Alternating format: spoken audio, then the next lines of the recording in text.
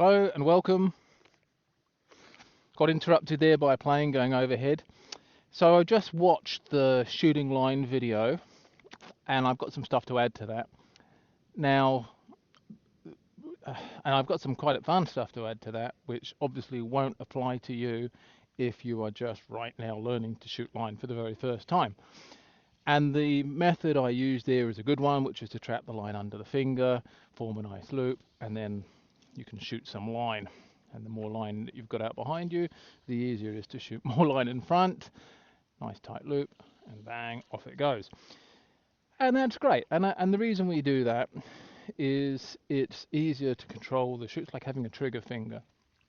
And I think it's a video or two later, I then talk about holding this line in this hand, in the line hand, rod hand, line hand, and shooting through the fingers. Now, I want to talk about this just to put everything completely out of order for you, but you'll have to remember this. We'll come back through this. Something we don't really talk about very much, or at least I haven't, and it's definitely a mistake, is we don't just want to shoot line and let it go and hopefully it gets to the right place. That's going to be very lucky for that to be just right. So we also use the line hand to break the shoot, to slow it down. So as that loop is unrolling, it's unrolling through the line's shooting through my fingers, and as it's getting closer to the target here, I start to put the brakes on, which ensures turnover.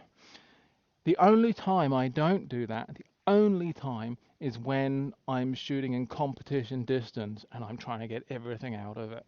And even then, I've got to have, if I've got a headwind, I wouldn't do that. Mostly they're set up with tailwinds or crosswinds or whatever. Sometimes they're set up with headwinds. But that's the only time. Every time when fishing, I will check that shoot. So important. So it's something we don't talk about very much, but we must check that shoot in order that that loop fully unrolls and the fly gets to the place where we want it to arrive. Okay, that's part one. And for you as beginners, I think you should go away now and practice that, because I want to talk about something else. And this is definitely, I'll just let the waves come through. First a plane, now waves. Okay, now this is definitely going to be not for everyone at the moment. And there may be other ways of doing it. But what you commonly hear is with your line hand and your fingers is to make an O and to shoot through the O. That's how it's commonly taught, a little O like that. And then the line can't go anywhere.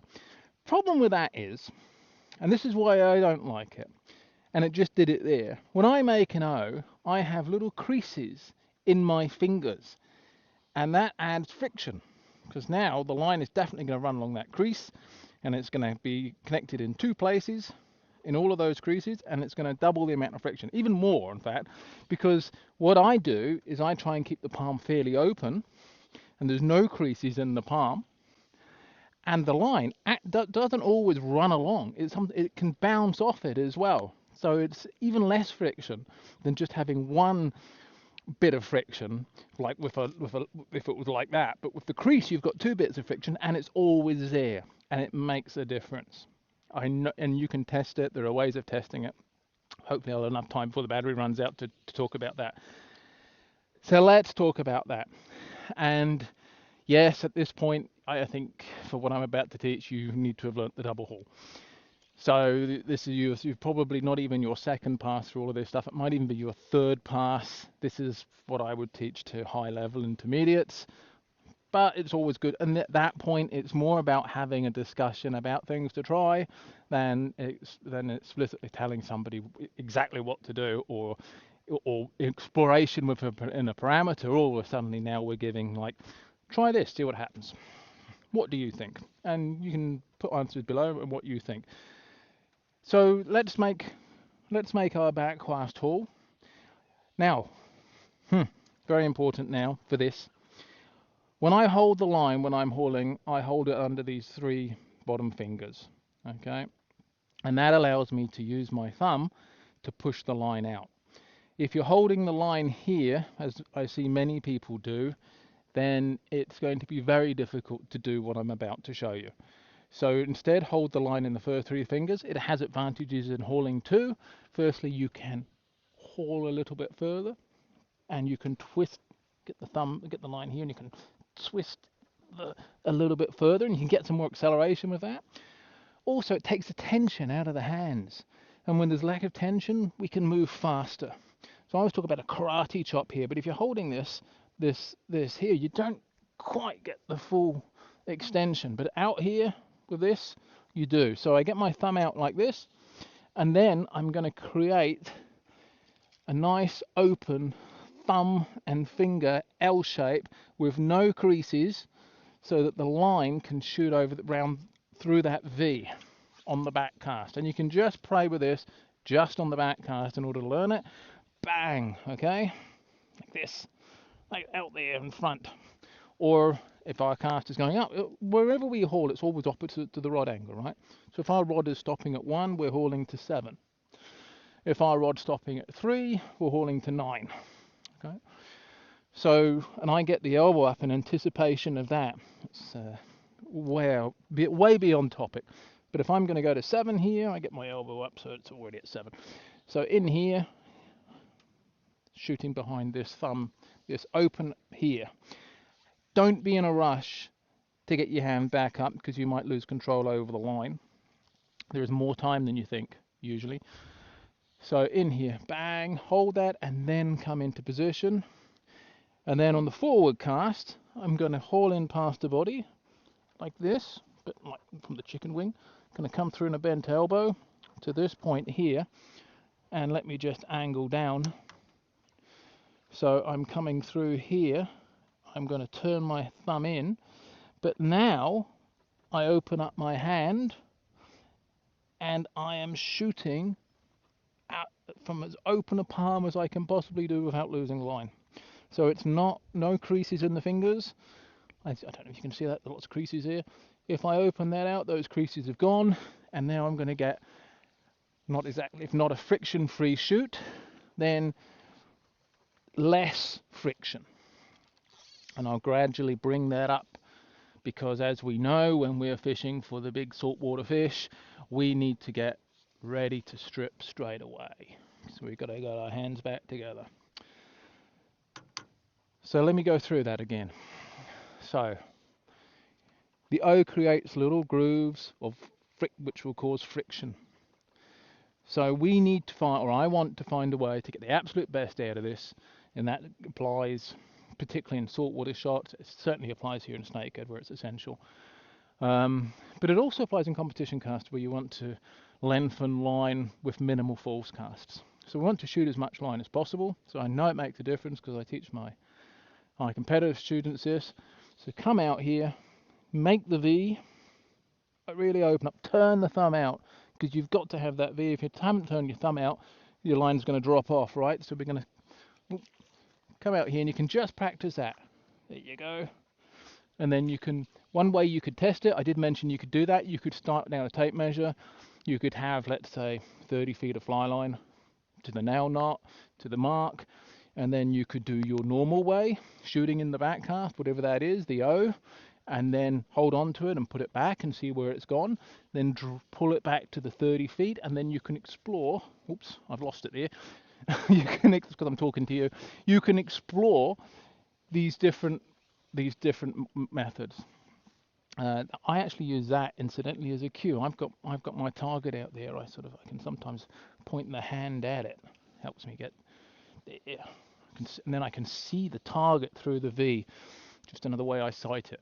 Anyway, that's the key, is to come in, shoot around that, and then you can practice that, put the line down, and then the next thing you can do is, with the line on the back cast, come into the launch position, make your cast, bang, and then shoot it from behind that hand here, the palm.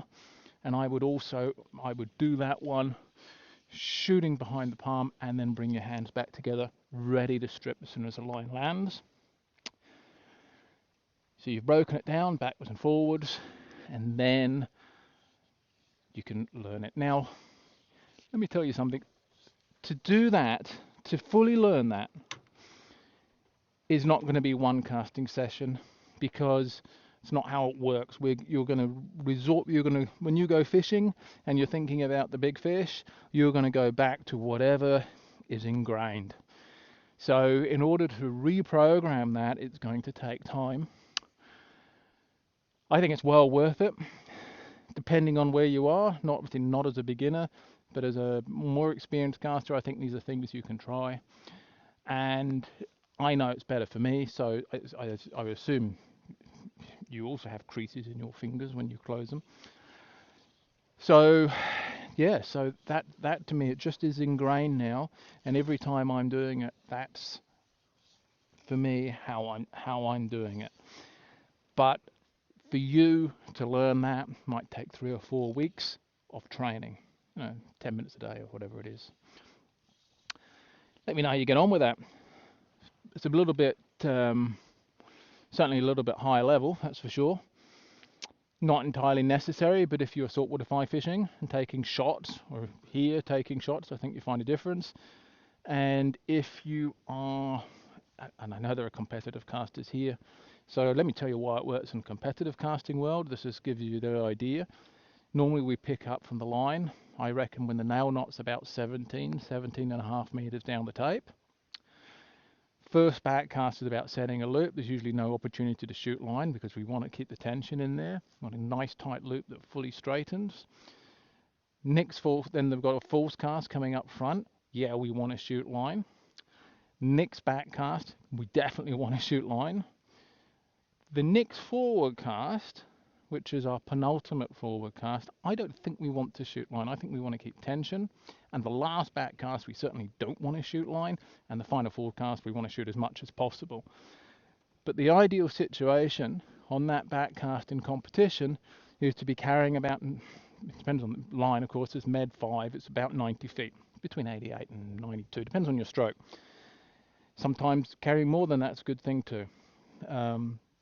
But you want to be able to, because I always try to get out going on my third cast. So I've got to go from a 17 meter pickup to a 90 foot carry, and I've got 2 false casts to do it. And that's where this really comes in for those people. But I think it has even more use, and that is taking saltwater shots. It minimizes, it probably takes away 1 false cast because you're shooting more. Anyway, I've talked a lot about it. So there you go. Think about turning the hand right out, it's almost like stop, and then come in here and then put that curvature in, and then you can feed it back up. Let me know how that goes. I'd be very interested. Maybe you do something like that already. If you do something different, let me know. And then the camera overheated. So I'd finished. Thinking about that, Mr. G. Hey? Ooh.